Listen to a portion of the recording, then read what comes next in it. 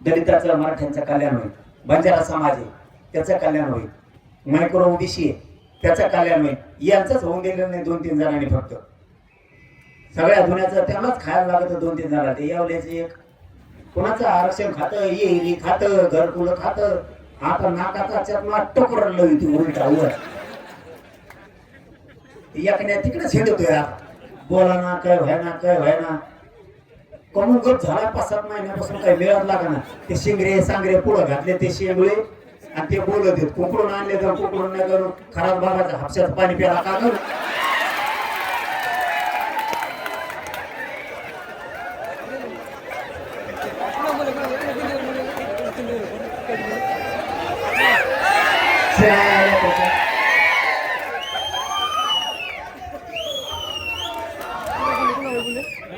कुठल्या सुटल्या का आरक्षणाचा विरोध करेल, कुठल्या सुटल्या का आरक्षणाला विरोध करेल. अरे होत ना गोरगरिबाच्या लेकराचं कल्याण. काय करायचं, तू केवढ्या मोठ्या पदावरती आहे, किती उच्च माणूस आहे, किती मोठ्या ताकदीचा माणूस आहे. गोरगरिबाच्या लेकराच्या नळीवर पाय द्यायचा मराठ्यांच्या काय मिळणार तुला. मिळू दे की